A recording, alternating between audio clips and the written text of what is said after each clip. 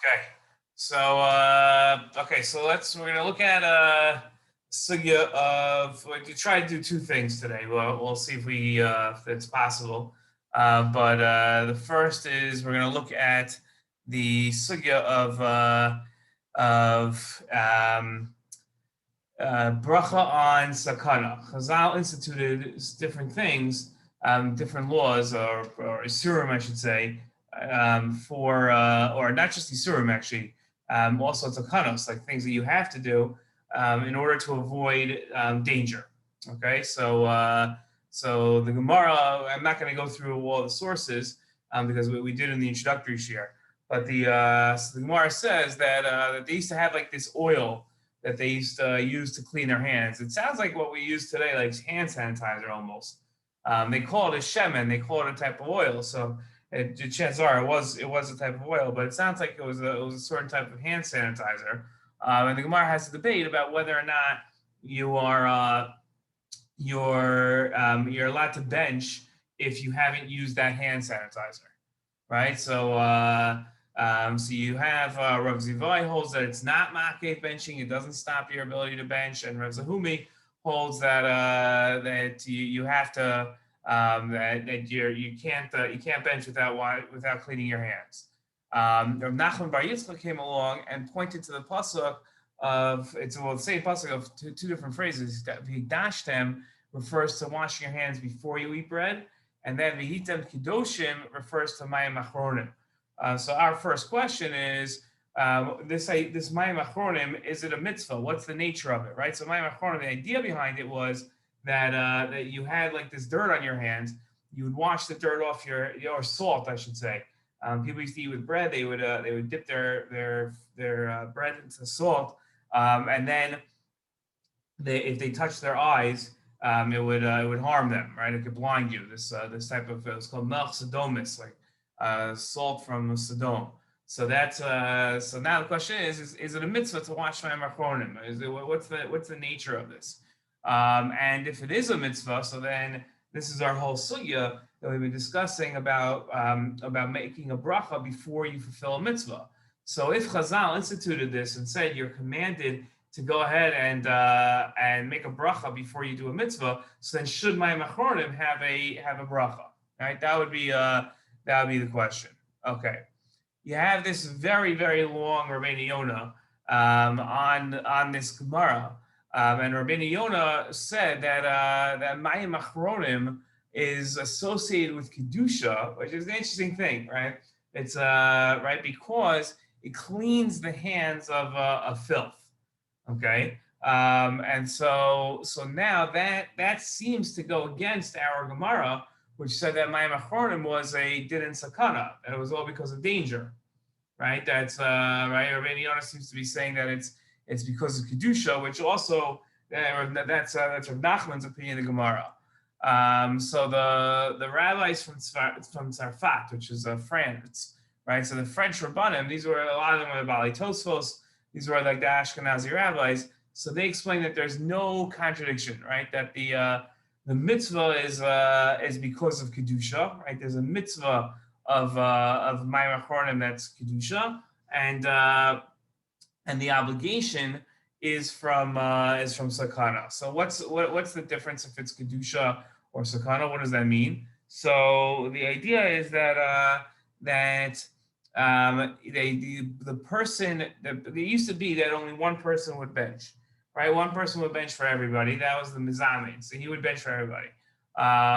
So that person has, when they're saying Hashem's name, so their hands have to be clean when they're saying Hashem's name. So for that person, there's an idea of kedusha that person has to clean their hands for kedusha because they're benching. They also have an idea of sakana. They have to be careful, right?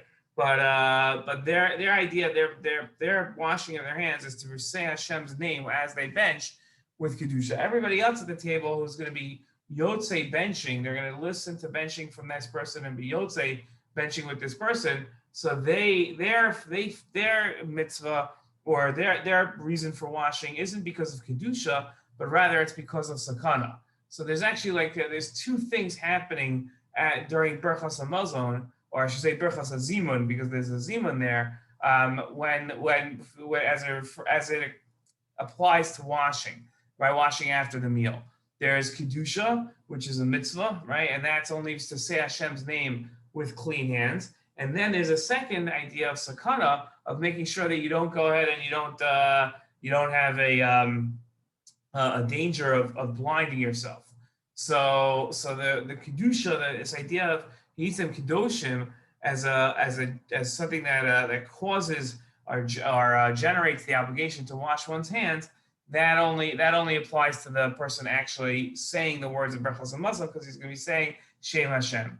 But the idea of washing your hands from Sakanah, that's not kedusha. That's not a mitzvah. And then he quotes Rav Achagon, who said that right. So this is his idea, right? That's his idea. Okay.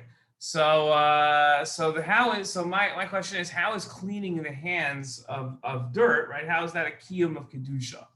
Right. So, I mean, we're not talking philosophically here, right? So philosophically, you can say a lot about this, but as a mitzvah, how is that an idea of kedusha? Okay. Okay. So the Rabbeinu Yonah then goes on. This is the next piece of Rabbeinu Yonah here. So he says as follows. He says that it would make sense for the mevarech now, right? Because he has this din kedusha, right? So he has the din kedusha, which is a mitzvah, right? He has a mitzvah midin kedusha, v'yisem kedoshim, of washing his hands. So then he should make a bracha. He should make a bracha on mitzvah on washing his hands after the meal before he benches, right? Because he has a mitzvah to do so. So that would be a classic bracha on mitzvah. Okay, so he says that's what should happen, right? He says, but nowadays it's for whatever reason that no one does it. But and then we're talking about when Rabbeinu Yonah lived about 800 years ago. So he says that at that point it already fell out of practice. These Rabbeinu Tzarfat said that no, it only applies to that special shemen that they had, that oil that they had, and that's when you make a bracha. But since we don't do it nowadays the right way, we're only using water and we're not using this shemen. So then you can't make a bracha on it because we're not doing the mitzvah in the way it's supposed to be done. And then Rav Amram Gon, this is the opinion that Beis Yosef quotes and a lot of people quote. He just says you don't make a bracha at all; it doesn't matter. Okay. So my question though is, why would washing for a mitzvah get a berachos on mitzvah, right? So let's say before the meal is derabanan to wash your hands for bread.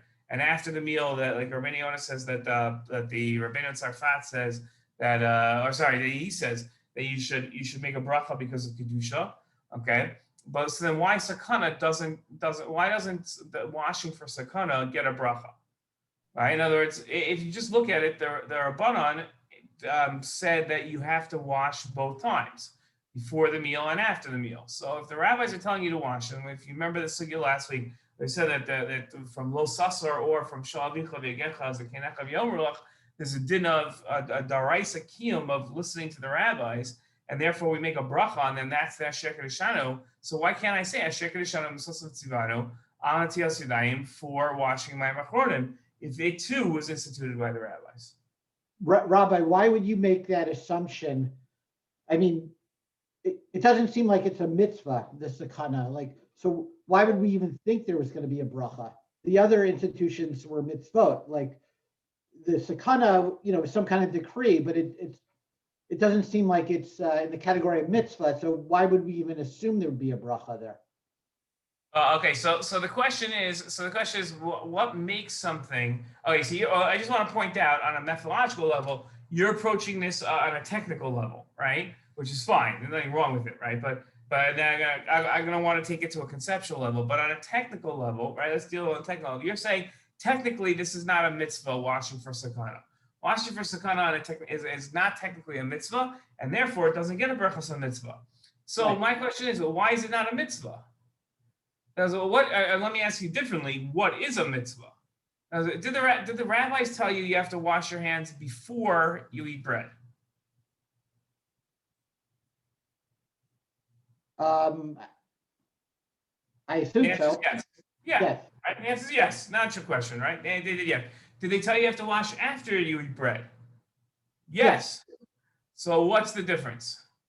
Well, the difference is, like you said, the first one is for Kedusha. That's a clear mitzvah. The second one, it's because they don't want to put you in danger, but that doesn't mean it's a mitzvah. They're just like kind of trying to help out like society, but that doesn't mean it's, technically a mitzvah. Well, so here's my question. Do you have to wash my achronim? Let's say I say, I'm going to take the risk of being blinded. I'm not in the mood to get up and wash. Do I have to do it? Probably, if they make a decree, you should follow it, but that doesn't mean it's a mitzvah. Well, what is it then? Something else. Right. Yes, that's what I'm saying. So I'm saying like this. So if it's something else, I'm going to call that something else also mitzvah. Why shouldn't it get a bracha? That's my question, right? That's in essence my question. So on a technicality, right? So yeah, you're pointing out there's a clear difference, right? Because there's kedusha, right? So that's the right. That's clearly the question here, right? But on a technical level, right? What you're saying makes sense, right? It's clear in Rabbeinu Yonah the way he breaks it down that what you're saying is correct, right? That it's not midin mitzvah, it's midin Sakanah. My question is though, if I have to do it, so then why can't I say the words Asher K'Shana M'Sosav Tzivanu? So you're going to say because it doesn't say because there's no tzivui, but there is a tzivui. There's the tzivui when we say the words Asher K'Shana B'Mitzvosav V'Tzivanu, right? And he commanded us V'Tzivanu. So when we say those words, what was the justification for saying those words, right? So we explained last week the justification was because Hashem said you have to listen to the rabbis. Right? That's the tzivanu in the words that I'm saying. So that's exactly the same thing here. Right? I have to listen to the rabbis. The rabbis told me to wash my achronim. So now I have to listen to them. Okay, I understand what you're saying, but perhaps the vitzivanu, the shechiyat, that's you have to listen to the rabbis when they decree a mitzvah, not when they just decree anything. Like, okay, so let's say you were right on that, but we didn't see the Rambam or the Ramban, who are two like big opinions that we saw last week on Berachos and mitzvah and mitzvah Darbana. Neither of them said that. Okay.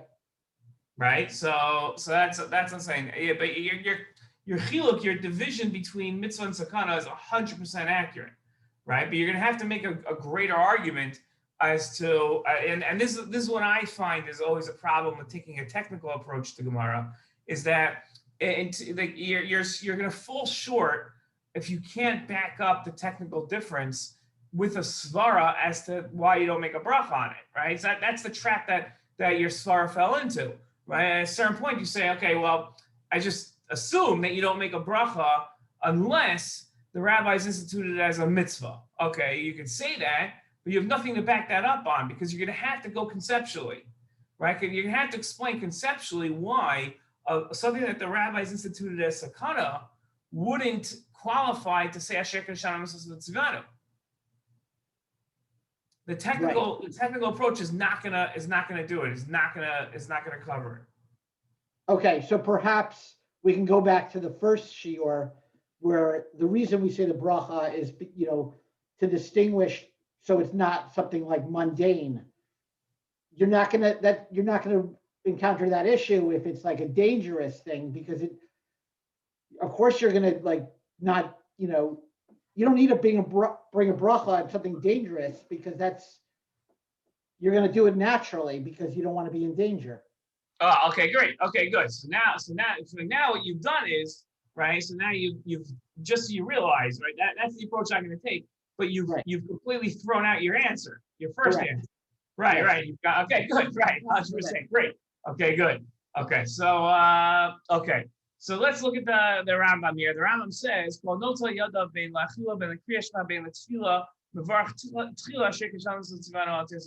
is a big machlokas for showing him about whether or not every time you wash, right? So you're supposed to wash every morning before davening, right? The Rambam didn't have this idea of what they call negelwasser, of washing when you get out of bed. That's a concept the Rashba brings up, right? With ruach ra and all these the bad spirits and everything. The Rambam just had before you daven, you should go ahead and you have to wash it. If for some reason you're saying Shema without Shemona Esrei, you also have to wash before Shema. So on these washings, the custom that Klal Yisrael has nowadays, even though the Rambam says you should wash, is that we don't wash with a bracha. We definitely wash, but we don't wash with a bracha. Eating, we do wash with a bracha. So the Rambam says though that before all these washings, you should say why? Right? So exactly like we just said. The Torah said to listen to the rabbis said to wash your hands, so you have to do it. Okay. But my achronim in Sakana. Right. So it seems to say like what Scott was saying the first time. It seems the Rambam is saying a technical issue, right? Because they were only instituted because of Sakanah. Right? So they have to be more careful than them because we have a concept you have to be more careful about Sakanah than you have to do about mitzvahs. Okay.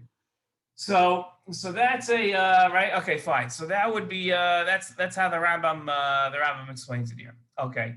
The Ravid wrote that you shouldn't make it on to Yosidayim, but he says he switches the words. I just pull up the Ravid here. He says that you should make a al rachitzas yadayim. Okay, because washing it is a din in v'yisem kedosha, right? So now he says though that if you're only washing because of Sakanah and not kedusha, right? So like let's say your hands aren't dirty, okay? So then you shouldn't make a bracha. That he agrees. Okay. Okay, fine. So and then the Rambam says here he says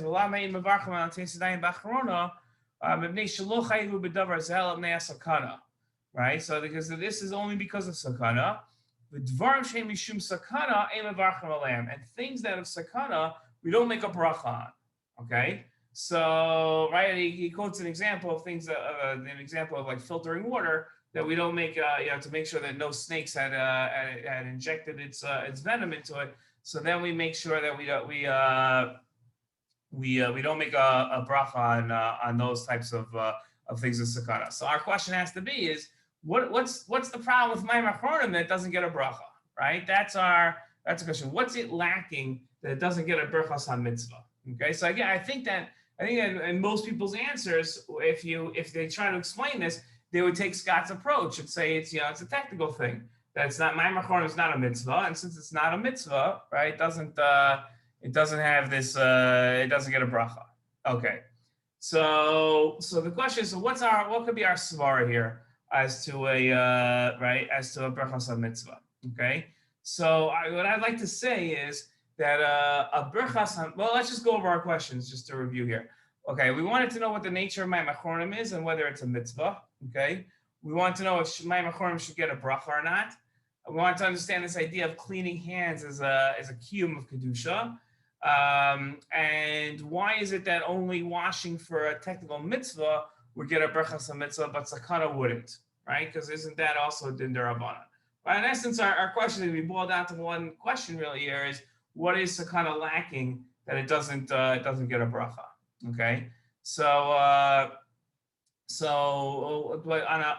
as a first step, a berachos hamitzvah is made before we do a mitzvah, right? Before we fulfill a mitzvah. But not every command is a mitzvah, right? So what qualifies a command as a mitzvah? It has to have a קיום, okay? There has to be a קיום in the matter, right? So קיום is that we do this mitzvah in order to achieve a certain halachic objective. Okay, that halachic objective is a קיום. I'll give you a classic example that Rav Soloveitchik would give. It applies to today, a fast day, right? So we're fasting today. Okay, so the fast though is not the ends. The fast is the means to an ends, meaning it's a din there's a maisa, right? There's an action that we have to do. That's the refraining from eating. That's the fasting. And then there's a קיום, then there's an objective, which is it should get us to do tshuva on something. That's the idea. Okay, so there's the maisa, and then there's the קיום. Okay, so the fasting alone is not the קיום mitzvah. The קיום mitzvah is the tshuva involved. Okay, so here what I would like to suggest is that the berachos hamitzvah only applies when there's a קיום hamitzvah. Okay, if there's no קיום, then there's no berachos hamitzvah. And in order for there to be a קיום, the mitzvah has to be instituted with a קיום involved. Okay, so mayim אחרונים was instituted, Sakanah are instituted. They don't have a קיום. There's no קיום. It's just the rabbis came along and said that the only thing that matters is the mitzvah because that protects you from Sakanah. There's no קיום involved. There's just the action, to wash your hands without any קיום involved. Okay, so I say to try to apply that now and answer our questions, to say as follows: what's the nature of mayim achronim, right? So mayim achronim is not a mitzvah insofar as it has a קיום involved, right? It's instituted under Chazal, right, under the authority of Chazal to legislate, but like Scott said, it wasn't legislated as a mitzvah, it was legislated as a Sakanah, okay? And therefore, since it has no קיום, it's a different category of legislation. But it's not technically the mitzvah that we always have, because it does. Why? Because it doesn't have a קיום involved. Okay, so now the question is, should it receive a bracha? Right? Do you make a bracha on this on these types of legislation, Chazal's legislative actions that are legislated as Sakanah without a קיום? So if it had a קיום, it would require a mitzvah, and it would be a mitzvah, and then it would require a bracha. Okay, so according to the Gaonim that went along and said that it should receive a bracha, right? So their svara was that there must be some sort of קיום. Right, there has to be קיום. What was that קיום? That קיום was kedusha, right? They felt that mayim achronim was always a קיום of kedusha, but then that mayim achronim is completely different. Okay, because why? Because they felt that the cleaning of the hands of filth was a קיום of kedusha, and we wanted to understand how that was. Okay, so the way they understood mayim achronim, right? Our understanding of mayim achronim today, and because most of the Rishonim understood it the same way back then, our understanding of mayim achronim was that it was because of Sakanah. But they saw a second and primary din in Sakanah, which was, or washing the hands. Sorry, let me start that sentence again so it's clear. There's two possible dinim to mayim achronim. Okay. The first one, which is really the second one, because it becomes not the primary one if you hold of a second din, right? Our understanding of mayim achronim, the colloquial or consensus understanding, or just the way we've been going about it, is that mayim achronim is purely out of Sakanah. Since it's out of Sakanah, it has no קיום. But there's a second school of thought when it comes to mayim achronim. And that second school of thought of mayim achronim says there's actually two dinim to mayim achronim. There's Sakanah, 100%. But then there's a second din of kedusha. The second din of kedusha is a mitzvah. That's a full-fledged mitzvah. Now, what is this? What makes it a mitzvah, this kedusha? Because it has a קיום.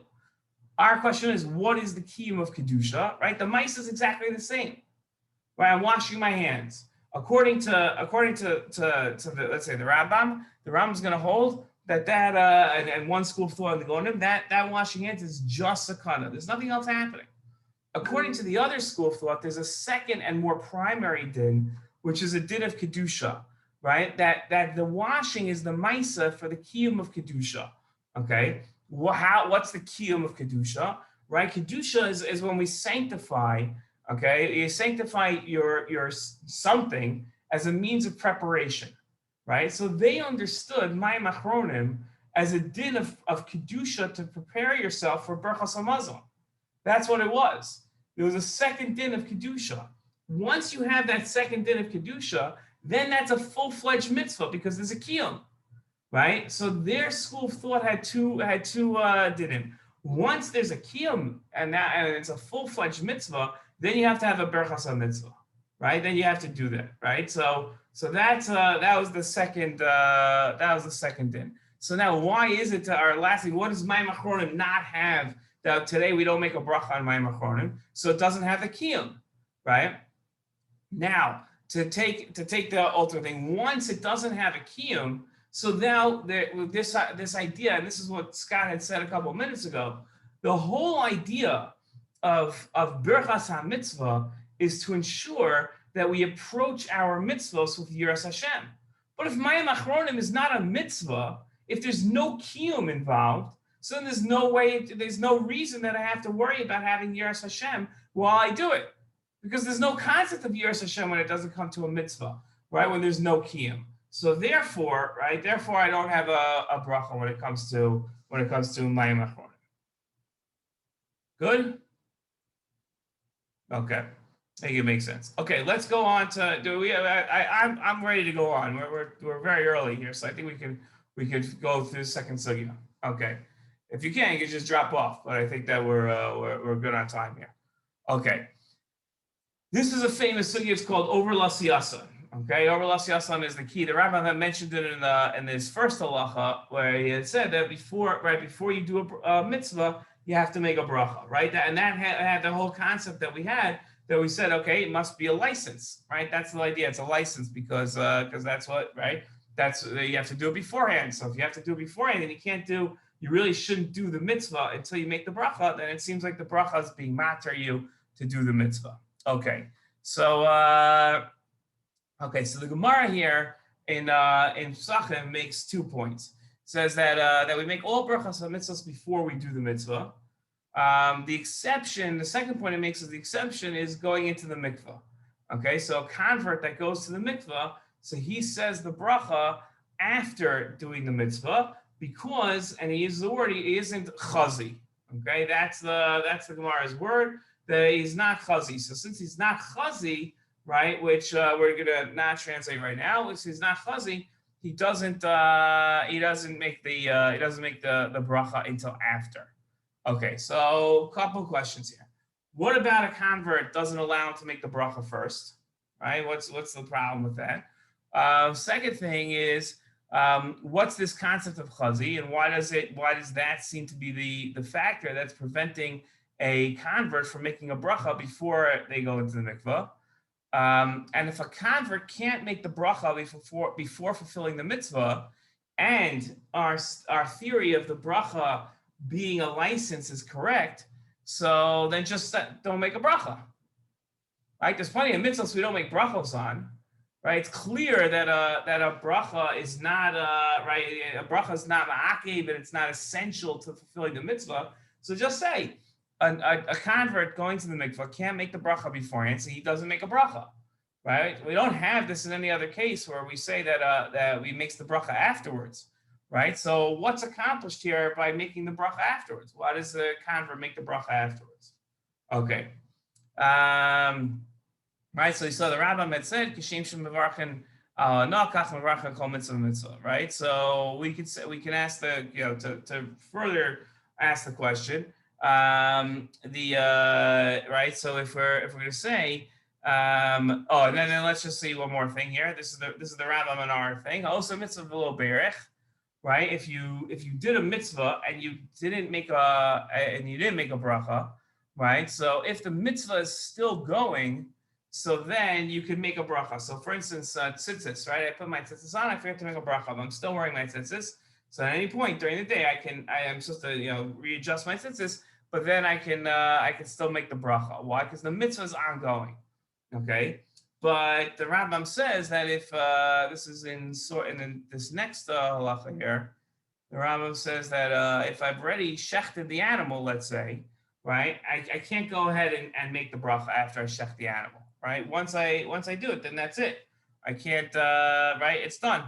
Okay. So once I've done the mitzvah, I can't. Okay. So the question is as follows. How can a berachos on mitzvah, right? Again, we say that a berachos on mitzvah is a license, right? Once I say the bracha in order to be able to do the mitzvah. So how can the berachos on mitzvah be said after the mitzvah has already been started? Or how does that make any sense, right? So I'm talking about the case of tzitzis that we gave, right? That I put on my tzitzis, I forget to make a bracha, and now I'm going to go ahead and I can still make the bracha because I'm in the middle of the mitzvah. The mitzvah hasn't finished yet. So I don't understand, how can I still make the bracha? The bracha is supposed to be said beforehand. So how can I say the bracha after the mitzvah has already been started? Okay. Okay. Now, if I've already, my next question is as follows. If I can recite the bracha in the middle of a mitzvah, okay, after I've already missed this idea of over l'siyasan, right? Over l'siyasan is this din that I have to make a bracha before I do the mitzvah. So if I can recite the bracha in the middle of a mitzvah, going against the over l'siyasan, right? So why can't I recite a bracha after the mitzvah's already been finished? Right? Did everybody see the question? Not so much. Yeah, could you repeat that? Sorry. Yeah.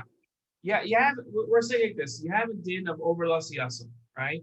Which states that I have to make the bracha before I do the mitzvah, right? That's what I've got to do the bracha before I do the mitzvah.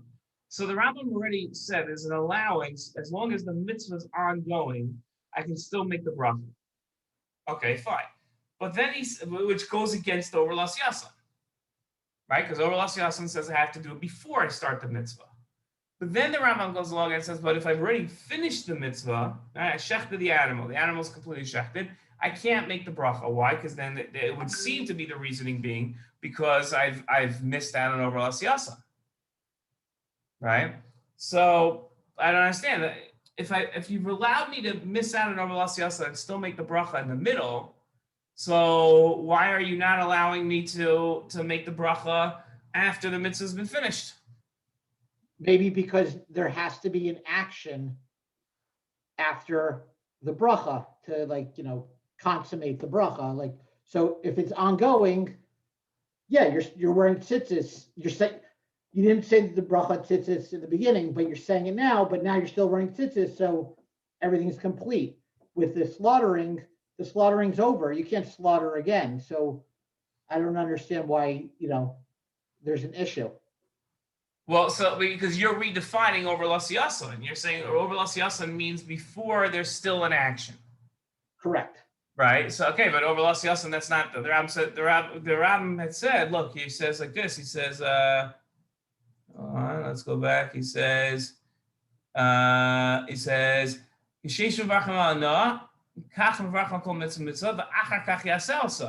you do it. Right? So in other words, you don't do the mitzvah until you make the bracha. So right. That's the first choice for sure. But you can never make a bracha if there's not going to be the action of the mitzvah afterwards. So yes, second best is if you didn't do it in the beginning, then you could do it in the middle because there's still an action after, but you can never say a bracha if there's no action after. Except for the right, so correct me if I'm wrong. If in the way that you're explaining this is, it seems to be, and again, I know I'm hitting you hard on this in this year, so I'm gonna take another punch to the other side here. But if you seem to be explaining just by rewording it. I'm saying, how could you make a bracha in the middle and not afterwards? You're saying the reason why you can make a bracha in the middle is because it's in the middle, and afterwards it's over. It's not. You're not really giving an explanation. You're just simply. Well, the explanation is there always has to be. You can never say a bracha without the actual action of the mitzvah subsequent to the bracha. So we have that. We qualify with the tzitzit, but we don't qualify with the slaughtering. Right. No. So I'm saying, so you're giving. You're showing a factor that differentiates between the two, right? But you're not really explaining what's happening or what's causing it. You're saying here's a difference between the two of them, right? You say that the difference between the two of them is one has an action, one doesn't. So as long as there's an action, it seems to be you can still make the bracha. But it's not explaining. Well, you're not explaining what it is about the action that right? It's more of a description than an explanation. Well, I think I'm explaining the law of where you have to say a bracha before the mitzvah applies. That's saying that you can never say a bracha if you don't do the action of the mitzvah afterwards. So that's right, and then everything fits in there. But so okay. I would call that a description, not an explanation. Okay. Right? You see what I'm saying? It'll probably become more clear to me when you give your explanation. Okay, fine. So let's hope so. Okay, that's my job. Okay, so let's see. Okay. Okay, so then the Rambam had said that he says that here he explains this idea that the Gemara's idea of chazi. He says, "Ein lecha mitzvah shemevarchen achas yasa ela tfilas hager bilvad." Right. So he says that you have no mitzvah that you're allowed to say after the fulfillment of the mitzvah, except for tfilas hager, except for the ger going into the mikvah. Right? Why? Because he can't say the words because he was not commanded, right? He wasn't commanded anything until he's in the mikvah, right? When he's a Gentile, he can't say that I was commanded because he wasn't commanded anything, right? So that seems to be the Rambam's explanation of chazi. Right, so therefore, after he goes in the mikvah, that's when he makes a bracha on tefillah. Because he wasn't beforehand, he wasn't. But the Rambam is not explaining why you make a bracha in the first place. And he explains the problem with the ger making it beforehand, right? And he says that the ger beforehand, he can't say Asher Kasham Tzivanu because he wasn't a Jew, so he wasn't commanded to do it, right? So now we're going to go along and say, but he wasn't. Right, so he wasn't right to make a bracha beforehand. But what does that have to do with anything? Right, that's the Rambam's not explaining like the problem with chazi, and then the Rambam is explaining the problem with chazi that he wasn't commanded. But what the Rambam is not doing, what we need the Rambam to do is explain why he makes the bracha anyway. That was our question. Okay. The interesting shita that the Ramah has based on the Or Zarua, this is here, that he brings up from the Or Zarua, that there could be times that you only make the bracha after the shchita. He does allow for making a bracha after shchita, okay? And the Shach, who's like an Achron, he's explaining the Or Zarua here. So he says that this is a principle.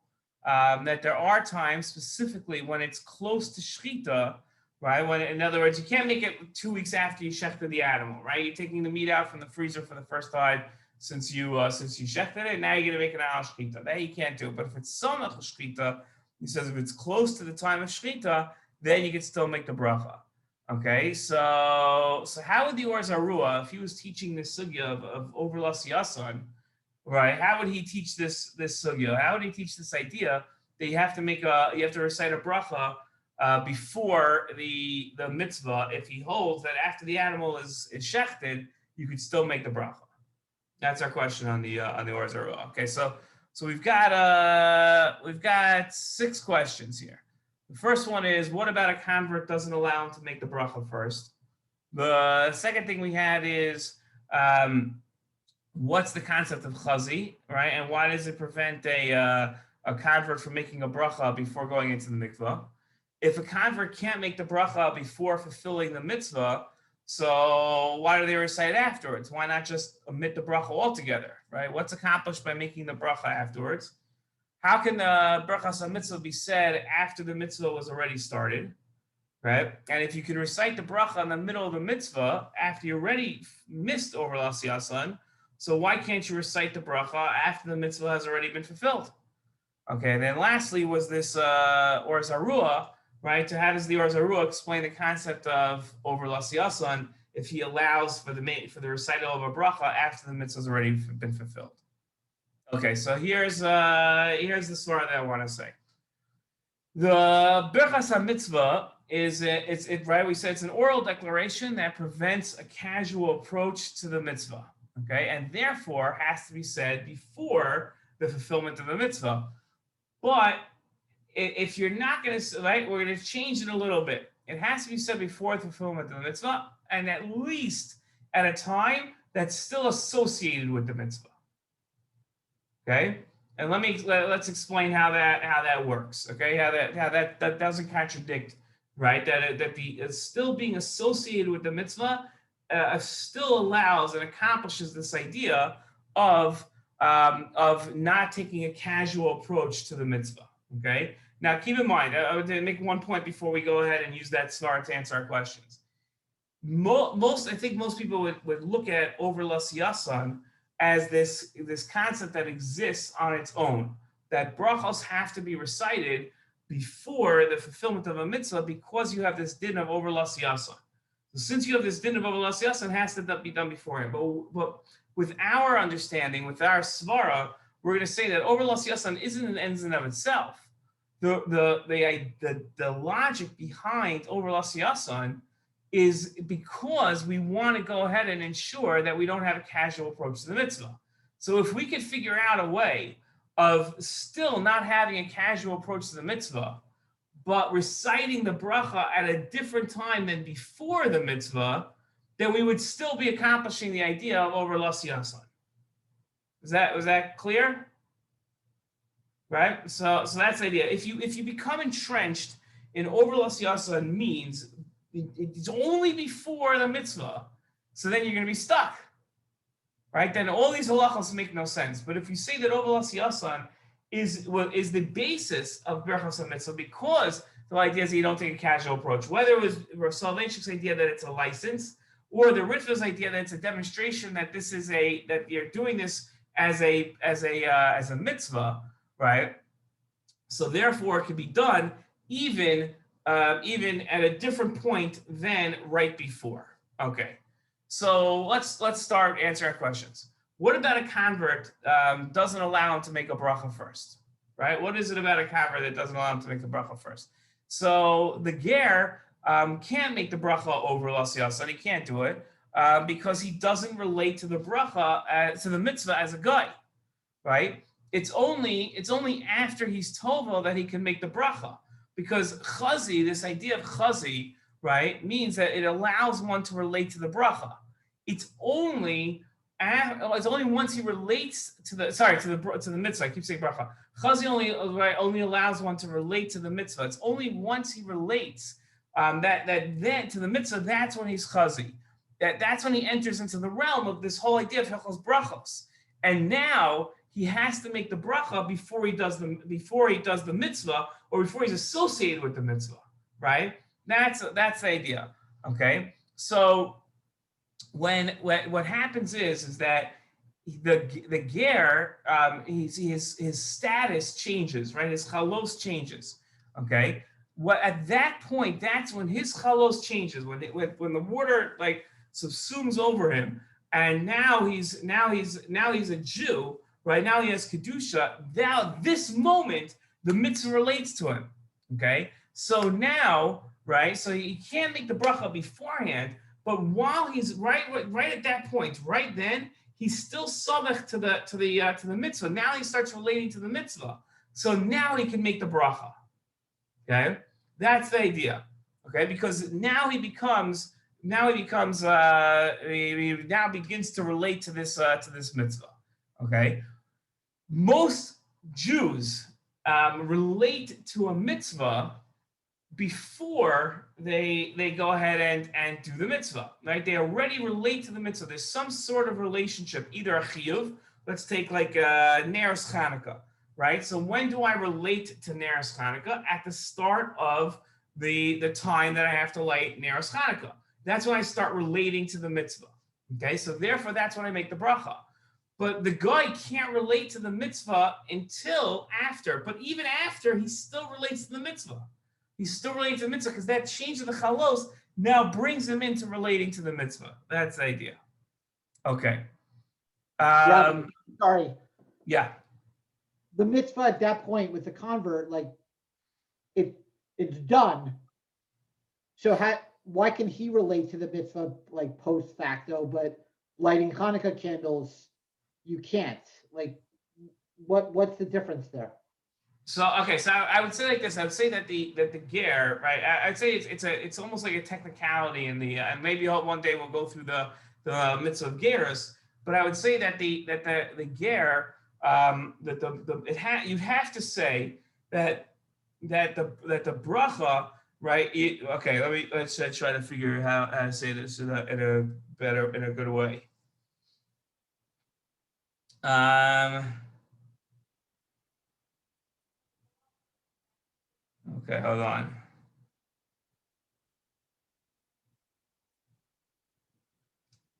Hold on, let's see how to say it the right way. Okay, I'd say like this.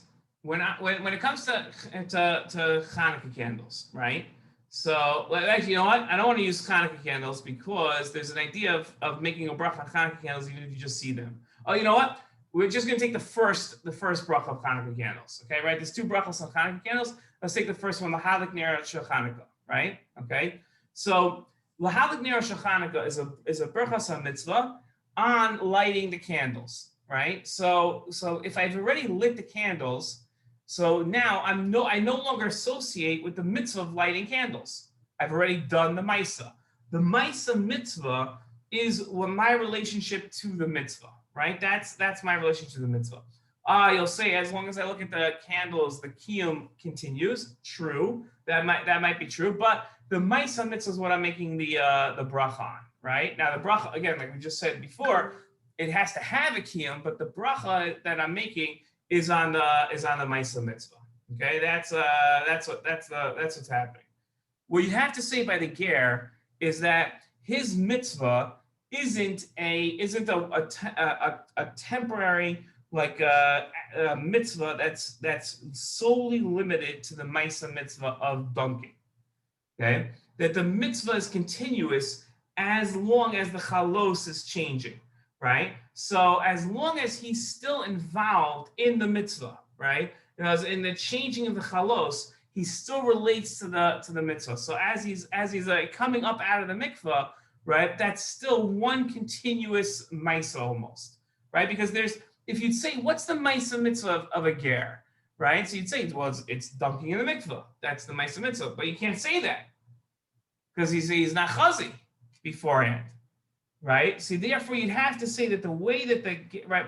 Let's start this way. Let's like clean the board here, and let's say like this. How would we design the mitzvah for the ger? Right. How do we design the mitzvah for a ger? Like gerus. How does gerus happen? So you'd say, okay, so the ger has to go ahead. Stop. You can't say ger has to do anything because you can't say he has to do anything. Right? There's no concept. He's not a Jew. So now what are you gonna? It doesn't make. You're gonna just keep banging your head against the wall every time you try to construct the mitzvah for the ger. So therefore, you'd have to say that really gerus is a process. It's a process of changing the chalos, and the mitzvah is that changing of the chalos, which requires bris milah, tefillah, korban. Right? So in each of these things, that's when the bracha is recited by the ger. Right, can only be as he's coming out of the mikvah. That's what I would say. Right. Okay. So in a way, it's similar to the person who's wearing tzitzit, who didn't say the bracha beforehand, but he's still in the midst of the tzitzit. So right, still relate. Right, we're going to say still relates. So yeah, but let's go one by one. Yes, 100%. Okay, so that's why chazi. Right? Why it prevents a ger from making a bracha, right? Because he doesn't relate to the mitzvah yet. Okay. And our question was, why not just let's tell the ger, listen, you don't make a bracha on this mitzvah, right? Why do we have to have a bracha that he says afterwards, right? That was one of our questions. Why not just say it's just one more of mitzvahs out there that there's no bracha associated with? Because no, there still is, as long as he relates to the mitzvah, he still can recite the bracha, right? He must recite the bracha. So that's right. That's the idea because since it's continuous. That's the idea. Okay, and therefore now comes our question is how could the brachas and mitzvah be said after the mitzvah had already been started? Like we said with right, if you forget it by tzitzis or tefillin or anything like that, right? So as long as the person doing the mitzvah is still associated with the mitzvah, he can still make the bracha. Right now, what on a svara level conceptually, what's the idea there?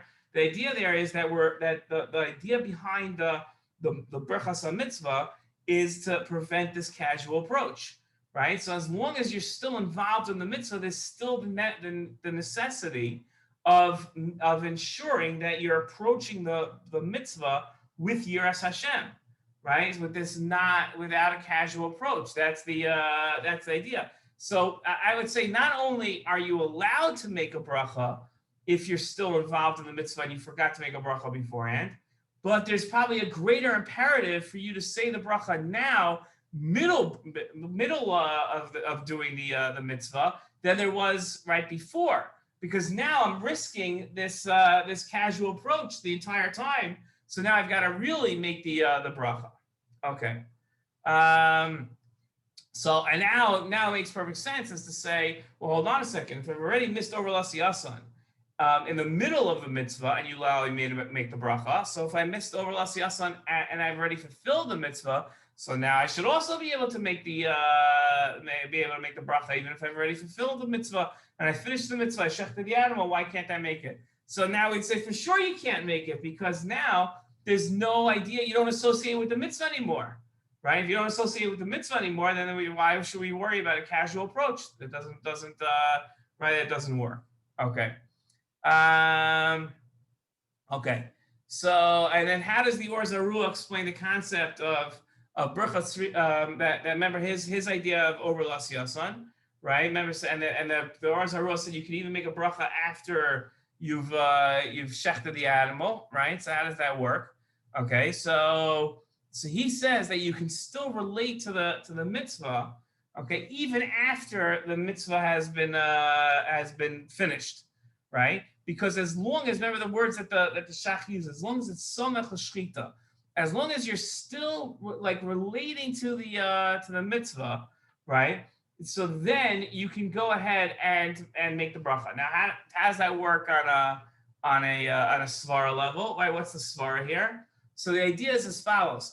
According to the Or Zarua, it's a tremendous chiddush. It's not just important that you have a casual approach to the mitzvah as you're doing the mitzvah, but even after the mitzvah, it's important that you no longer have that you don't have a casual approach to the mitzvah. So yes, it's true. The Or Zarua would hold definitely, ideally, you should have made the bracha beforehand to avoid the casual approach, but now that you've already completed the mitzvah, it's still imperative that you not have a casual approach, and therefore, as long as we're still samech to the mitzvah, right, time-wise, then you could go ahead and make the bracha. Rabbi, his example was with slaughtering, but are you saying that applies to all? He would say that applies to all mitzvot as long as. I would assume he would say so. He would say so. Yeah. Which is a fascinating shita. We don't do it, but it's fascinating. Yeah. Okay, Bli Neder, we will have Shiur next week. Okay. Thank you. All the best, everybody.